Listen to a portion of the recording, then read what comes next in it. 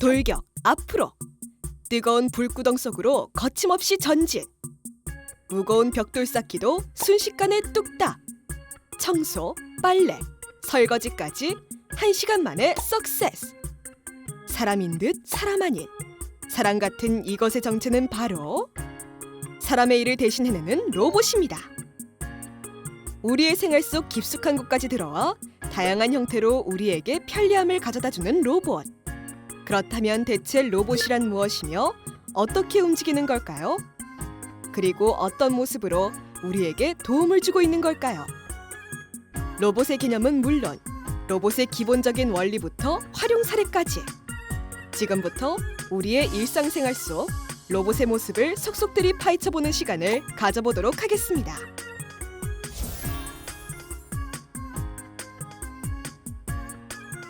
공상과학 영화나 만화, 소설 등에서 쉽게 만나볼 수 있는 로봇은 사람의 일을 대신해 어떠한 작업이나 조작을 수행하는 기계장치를 의미하는데요. 로봇이 사람의 일을 대신하기 위해선 스스로 상황을 파악하고 어떤 상황에서 어떤 행동을 해야 하는지 이해해야 하며 이해한 상황에 맞게끔 스스로 움직일 수 있어야 합니다. 18세기 산업혁명기에 개발된 로봇은 프랑스 발명가 복캉송의 손에서 탄생했는데요. 복캉송은 플루트 연주자, 자동으로 움직이는 오리 등 외부 기계에 의해 움직이는 로봇을 개발했고, 이는 지금의 자동화 기구의 표준으로 사용되고 있습니다. 이후 문학적으로 양철 인간, 틱톡 같은 캐릭터가 만들어지는 등 우리 생활에는 다양한 이름의 로봇들이 등장하게 되었는데요. 그렇다면 우리가 잘 알고 있는 단순하고 자율적인 작업을 수행하는 로봇은 대체 언제부터 등장한 것일까요? 그 시작은 1946년 미국의 발명가 조지 데볼이 마그네틱 테이프의 프로그램 명령을 기록하고 이를 통해 기계를 제어하는 방법을 제시하면서부터였는데요.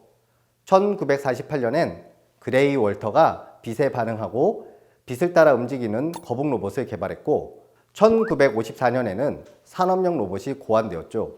이후 1961년 최초의 산업용 로봇인 유니메이트가 미국의 자동차 회사 포드에서 일을 하기 시작했고, 1968년에는 세계 최초로 컴퓨터로 제어되는 자율이동 로봇 샤키가 개발되기도 했습니다.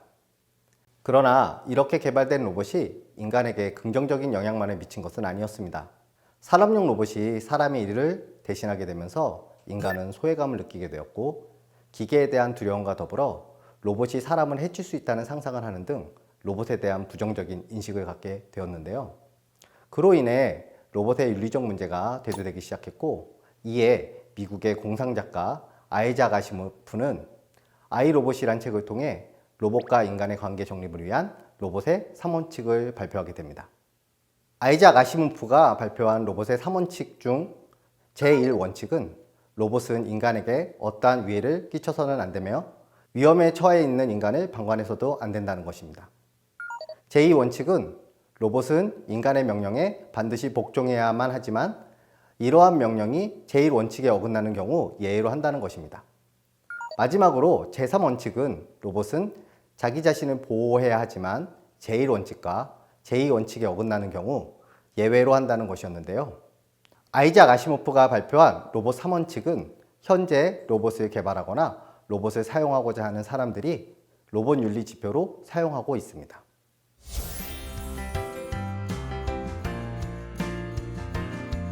그렇다면 로봇의 윤리가 어긋나지 않게 활용하기 위해선 어떻게 해야 하는 걸까요? 먼저 로봇이 어떻게 움직이고 어떻게 행동하는지, 또한 로봇에 문제가 발생했을 땐 그 이유가 무엇인지를 이해하는 것이 필요합니다. 이를 위해선 로봇에는 어떤 부품이 어떻게 사용되는지를 알아야 하는데요. 로봇이 움직이기 위한 필수 요소는 크게 기구, 구동기, 센서, 제어부, 기타 부속 장치로 나누어집니다. 로봇을 움직이기 위한 첫 번째 요소인 기구는 로봇이 자기의 모습을 유지하면서 원하는 동작이나 사용자의 명령을 수행하는 데 필요한 뼈대 역할을 하는 가장 기본적인 요소 중 하나인데요. 이러한 기구에서 물체와 물체를 연결하는 연결 부위를 우리는 관절이라고 부르며, 이는 사람의 관절과 같은 개념이라고 생각하시면 됩니다. 로봇의 관절은 크게 회전하는 관절인 회전관절과 미끄러지는 관절인 미끄럼관절로 나누어지며 회전관절과 미끄럼관절을 필요에 맞게 섞어 사용하여 로봇을 만듭니다. 이에 로봇은 관절의 개수가 증가할수록 움직임이 자유로워지고 관절의 개수에 따라 움직임의 형태가 결정되는데요. 이렇게 로봇을 자유롭게 움직이고 움직임의 형태를 결정짓는 관절의 개수를 우리는 자유도라고 부릅니다. 로봇이 사용자의 명령을 수행하기 위해선 외부의 에너지를 내부 움직임으로 변환해야 하는데요. 여기에 필요한 요소를 전동기구라고 부르며 전동기구는 어떤 요소를 사용하는지에 따라 기구의 운동 특성이나 효율이 달라집니다. 실제 전동 요소로는 기어, 캠, 벨트, 링크 등이 있으며 이러한 전동기구를 통해 로봇 관절이 정확하게 움직이게 되는데요.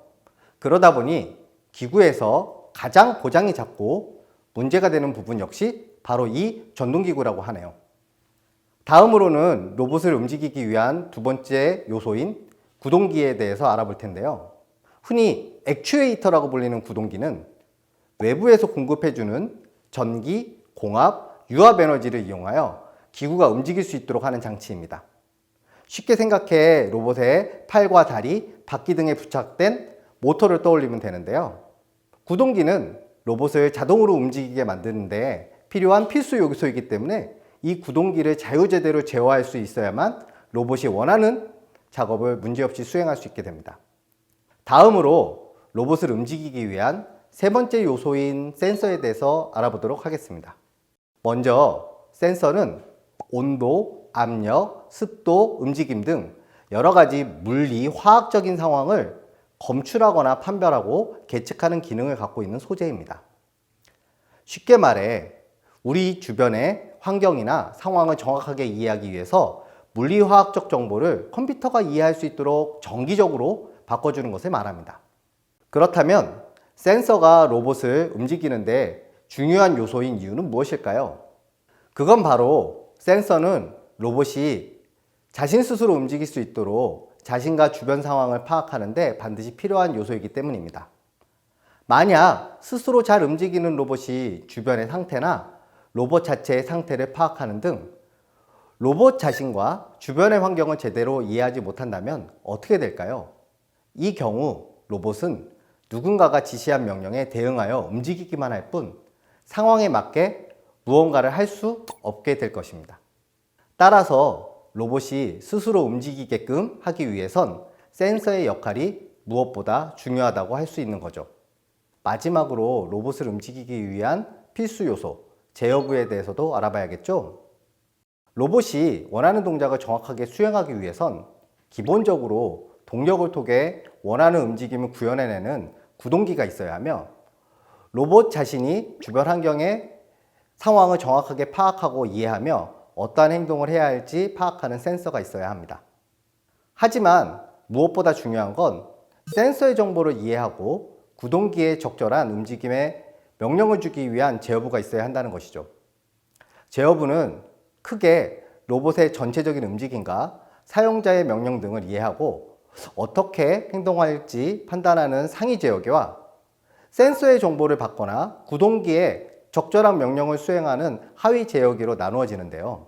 먼저 상위 제어기는 사용자가 카메라, 마이크, 화면 처치 등을 이용해 로봇에게 명령하는 지령을 처리하거나 현재 로봇 시스템의 전체적인 동작 처리 상황이나 문제 상황 등을 사용자에게 전달하는 임무를 수행하는데요. 그래서 상위 제어기에는 비교적 고성능의 PC, 윈도우즈, 리눅스와 같은 OS가 내장된 시스템을 이용하거나 임베디드 시스템, PLC 등을 사용합니다.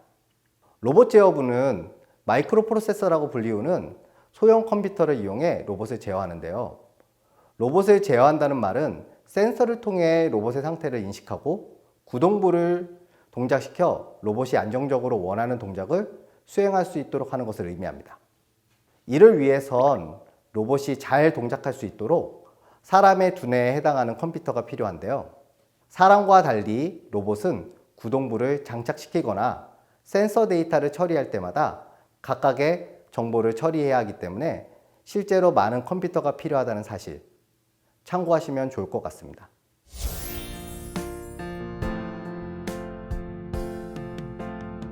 지금까지 로봇의 정의와 로봇의 구성 요소에 대해서 알아보았습니다.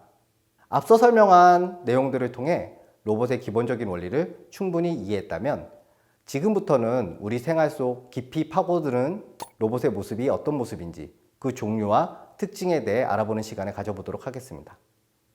현재 우리가 접하는 다양한 종류의 로봇은 일반적으로 로봇의 사용 방법과 용도에 따라서 크게 산업용 로봇과 서비스 로봇으로 나누어지는데요.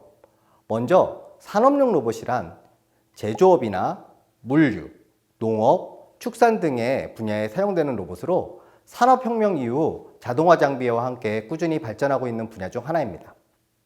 산업용 로봇은 로봇의 형상에 따라 분류가 가능한데요. 그 첫 번째는 수직 다관절 로봇입니다. 수직 다관절 로봇은 모터가 달린 여러 개의 회전하는 관절을 통해 로봇이 자유롭게 움직일 수 있도록 구성된 로봇으로 산업 현장에서 가장 많이 사용되고 있는 로봇입니다. 관절을 통해 자유롭게 움직이는 로봇은 로봇의 팔끝단인 엔드 이펙터에 작업에 다양한 도구를 장착할 수 있는데요. 이때 어떤 장치를 장착하느냐에 따라 용접 로봇, 도장 로봇, 조립 로봇, 연마 로봇 등으로 그 로봇의 형태가 변화하게 됩니다. 따라서 수직 다관절 로봇을 사용하고자 하는 사용자는 자신의 사용 용도에 맞게 엔드 이펙트를 선택하는 것이 중요합니다. 두 번째로 만나볼 산업용 로봇은 수평 다관절 로봇인데요. 수평 다관절 로봇은 회전하는 두 개의 큰 관절과 위아래로 움직이며 회전하는 작은 관절로 이루어진 로봇으로 물체를 손쉽게 운반할 수 있도록 설계된 로봇입니다.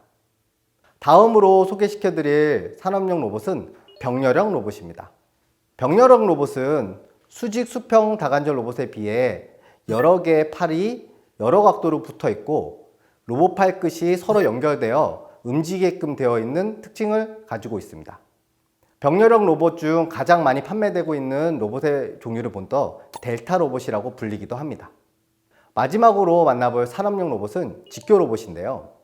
직교 로봇은 직선의 긴 축들을 연결해 해당하는 축에 따라 상하 좌우로 이동하게끔 구성된 로봇으로 다른 로봇들과 달리 관절이 회전하는 것이 아니라 좌우 위아래로 움직이는 특징을 가지고 있습니다. 시중에서 많이 보급된 3D 프린터가 직교 로봇의 한 형태라고 보시면 이해하기 쉬우실 텐데요. 직교 로봇은 작업 환경에 맞게 제작돼 판매되고 있지만 이동 길이가 길고 관절이 회전하지 않으며 좌우 상하로 이동하기 때문에 다른 로봇들에 비해 작업 속도가 느린 단점이 있습니다. 그 밖에도 산업용 로봇이 사람과 함께 공존하며 작업하는 개념으로 확대됨에 따라 실제 산업 현장에는 사람과 협력해 업무를 수행할 수 있도록 설계된 산업용 로봇인 협동 로봇이 활용되고 있는데요.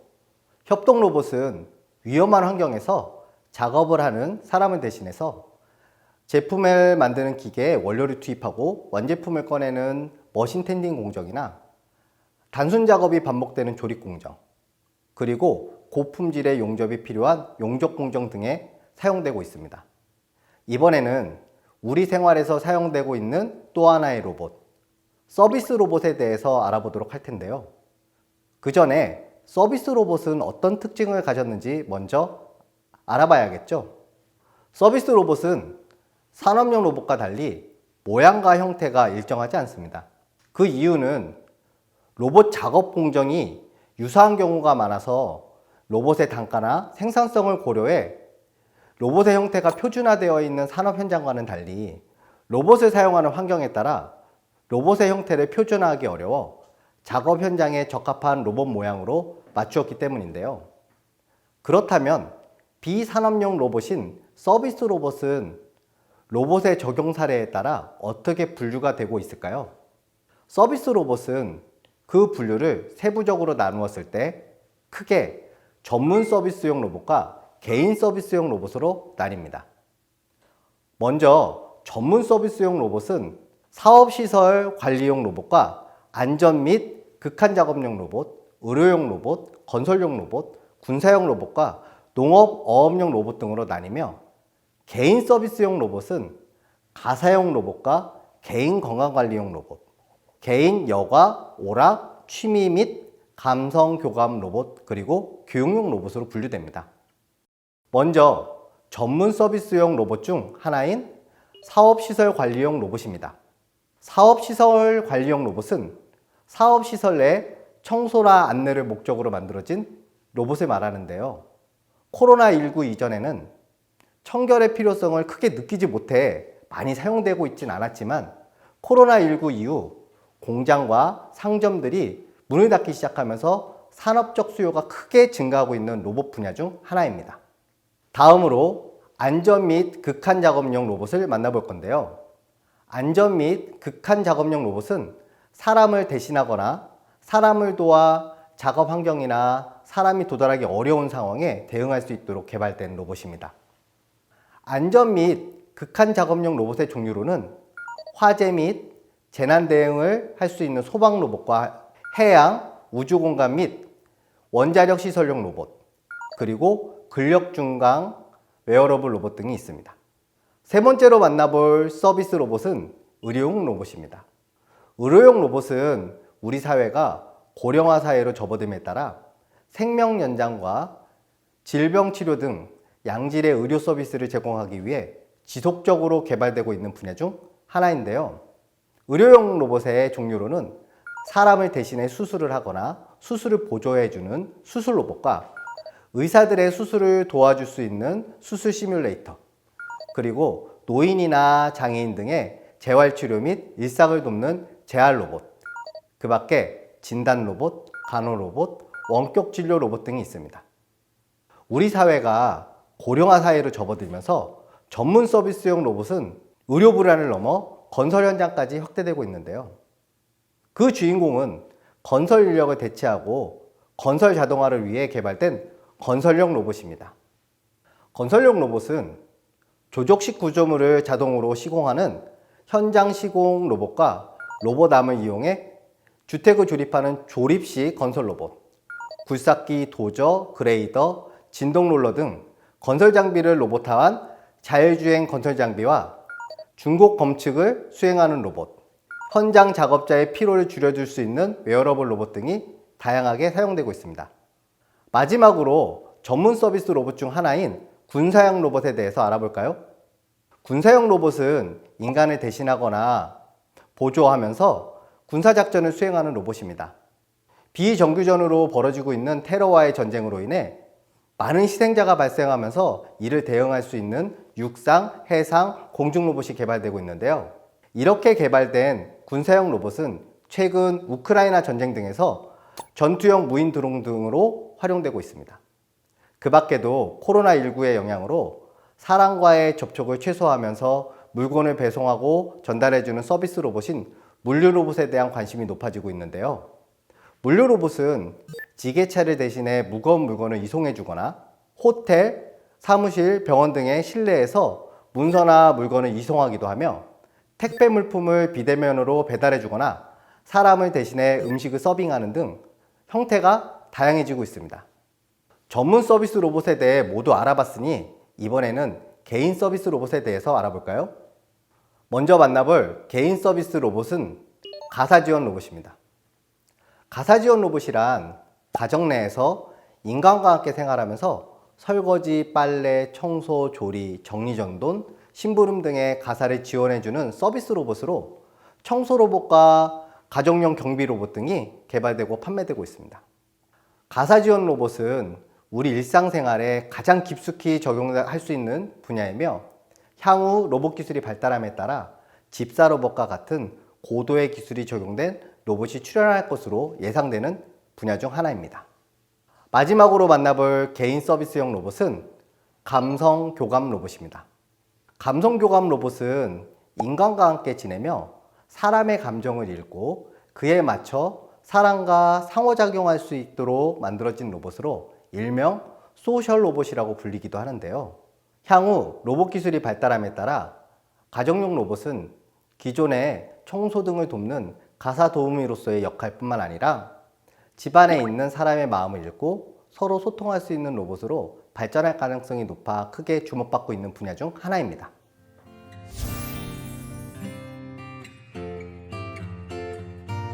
지금까지 로봇의 기본적인 원리를 이해하고 우리 생활에서 로봇이 어떻게 활용되는지 알아보았습니다.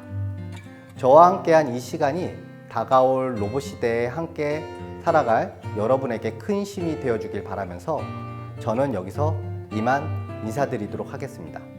지금까지 함께 해주셔서 고맙습니다.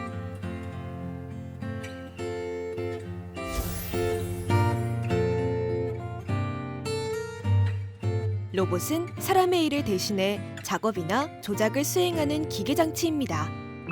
로봇은 1921년 차팩의 희곡, 로섬의 만능 로봇에서 처음 등장했습니다. 로봇에 대한 끊임없는 연구와 개발은 인간에게 소외감, 두려움, 부정적 상상을 안겨주었습니다. 아이작 아시모프의 책 아이로봇을 통해 발표된 로봇의 3원칙은 현재까지 로봇 윤리 지표로 사용되고 있습니다.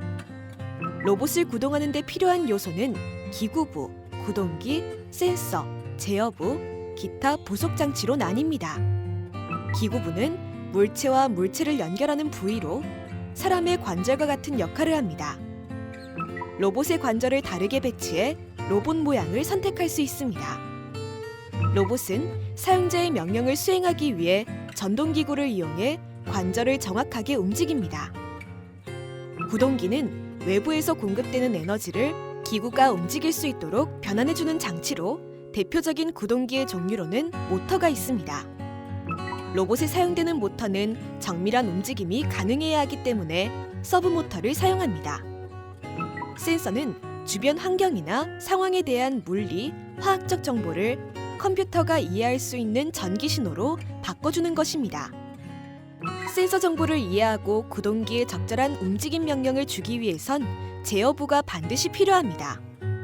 제어부는 사용자의 명령을 이해하고 판단하는 상위 제어기와 센서 정보를 수용하고 구동기의 명령을 수행하는 하위 제어기로 나뉩니다. 상위 제어기는 명령을 처리하고 동작을 확인해 사용자에게 문제를 전달하는 역할을 합니다. 하위 제어기는 상위 제어기의 명령을 정확히 분석해 로봇 관절이 잘 움직일 수 있도록 구동기를 제어하는 역할을 합니다. 우리 생활 속에서 만나볼 수 있는 로봇은 산업용 로봇과 서비스 로봇이 있습니다. 산업용 로봇에는 수직 다관절 로봇, 수평 다관절 로봇, 병렬형 로봇, 직교 로봇이 있습니다. 서비스 로봇에는 전문 서비스용 로봇인 사업시설 관리용 로봇, 안전 및 극한 작업용 로봇, 의료용 로봇, 건설용 로봇, 군사용 로봇 등이 있습니다. 개인 서비스용 로봇으로는 가사 지원 로봇과 감성 교감 로봇이 있습니다. 이것으로 학습을 마치겠습니다. 감사합니다.